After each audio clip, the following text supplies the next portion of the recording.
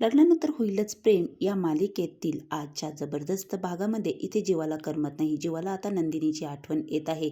आता जेव्हा फोन करतो, आरुषीच्या मोबाईलवर फोन आलेला असतो. ती नंदिनी ताईकडे येते, म्हणते जेव्हा जिजूंचा फोन आलेला आहे, तू बोल, मी स्पीकरवर टाकते. आता जेव्हा म्हणतो नंदिनी थांब, ठेवू नको फोन, मला तुझ्या संगे बोलायचं आहे.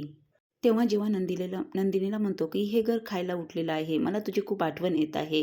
तुला माहिती आहे ना, मी जास्त वेळ गप्प राहू शकत नाही आणि तुझ्याशिवाय मी अजिबात राहू शकत नाही. आता नंदिनी म्हणते, फोन कट करायला जाते. नंदिनीला हे ऐकून खूप रडू येत असतं. तेव्हा जेव्हा म्हणतो याबद्दल आपण बोलूच नाही. आता मला तुझ्या हातच्या वरण भाताची खूप आठवण येत आहे. तू येशील ना गं मला वरण भात घेऊन? अगं तुझी खूप आठवण येत आहे मला, मी तुला खूप मिस करत आहे आणि तुझा फ्रीचा टॉक टाईम ऐकायला माझे कान आसुसलेले आहे. तू लवकर ये, हा पसारेवाला तुझी वाट बघत आहे. तूच तर त्याला शिकवलं की हा पसारा कसा आवरायचा. हा पसारेवाला नेहमी पसारे करत होता, पण तू त्याला सावरलं तुझं आणि माझ्या प्रत्येक कामात तू माझ्या पाठीशी उभी राहिली. खरंच मला खूप आठवण येत आहे तुझी. इकडे रम्या तिच्या आईला म्हणत असते की हा सगळा प्लॅन आई तू खरंच खूप छान केला. मला तर एक वेळेस वाटलं होतं की आता पार्थ हा जीवाला माफच केलेला आहे, पण आता जीवाला पार्थ आता माफ कधीच करू शकत नाही. तर वसुंधरा म्हणते ही आग त्यांच्यातली कधीच मिटू शकत नाही. आता पार्थ मात्र हे कधीच स्वीकारणार नाही आणि जीवाला कधीच माफ करणार नाही. आणि मी सगळी आयडिया केली, कारण की या आयडियामध्ये मला तुझ्या बाबांचीही साथ मिळाली, कारण की समितीच्या त्यांची लोकांशी ओळख होती आणि त्याच बायका मी तिथे काव्याच्या वडिलांच्या इथे पाठवल्या. आता मात्र त्या तिथे गेल्या असतील. आता रम्या म्हणते आता मात्र त्या काव्याच्या तोंडाला काळं फासलं असेल. वसुंधरा म्हणते नाही, ती नंदिनी आहे ना, तिच्या पाठीशी उभी राहिला. इथे कसा पाठ जीवाच्या पाठीशी उभा राहिला, तशीच ती नंदिनी आहे त्या काव्याच्या पाठीशी उभं राहिला. आता इकडे काव्याला खूप आठवण येत असते पाठची.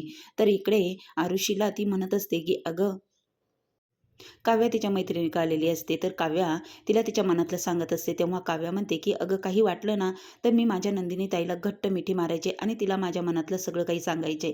पण आता ती ताई माझी लांब गेलेली आहे असं मला वाटतंय. कुणाला मिठी मारू आता मी?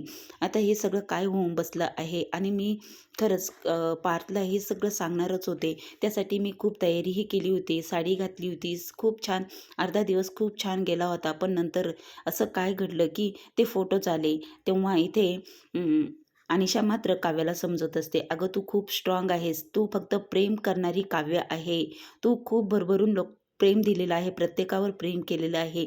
आणि अनिशा सांगत असते की पार्थने तुझ्यावर खूप प्रेम केलेलं आहे. तू मात्र आता पार्थला तुझ्यावर वेळ आलेली आहे. आता तू मात्र हे सगळं सावरायला हवं.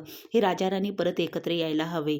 तू आता दाखवून दे की पार्थवर तुझं किती प्रेम आहे आणि प्रेम नक्कीच जिंकतं गं. मला माहिती आहे आजवर सगळे राजे महाराजे यांनी पण हे केलेलंच आहे ना.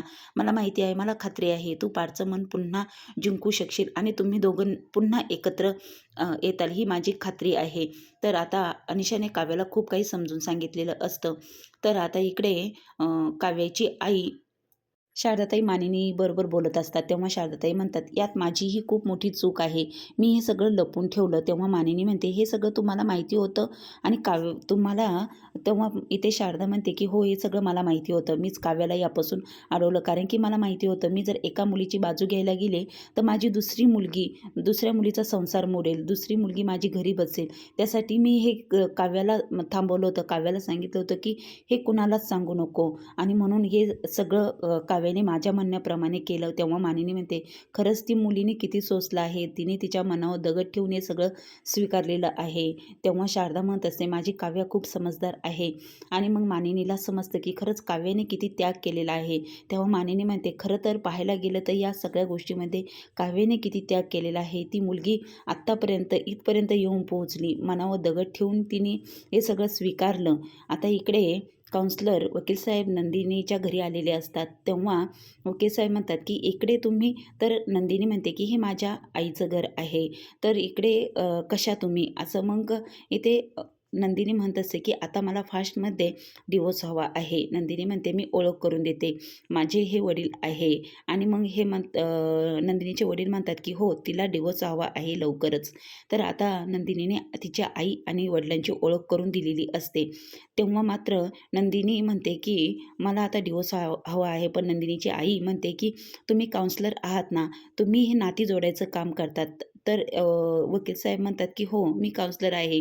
नात्यांची गाठ कशी विणायची हे मी सगळ्यांना सांगत असतो. आजकाल डिवोर्स घेण्याचं प्रमाण देखील खूप वाढलं आहे आणि खरंच नाती टिकावी, नाती जोडली जावी यासाठी मी नक्कीच प्रयत्न करत असतो आणि ते प्रयत्नांना काही वेळेस यश पण येतं आणि मग हेच प्रयत्न माझे आहे असं काउन्सलर सांगत असतात. तेव्हा मात्र शारदाताई म्हणत असतात की तुम्ही लोकांचा संसार जोडतात, त्यांना समजून सांगतात, त्यांचा संसार टिकवतात असं ऐकलं आहे मी. तेव्हा ते काउन्सलर म्हणत असतात की आतापर्यंत मी तेच करत आलेलो आहे. माझ्या परीने मी पूर्ण प्रयत्न करत आहे.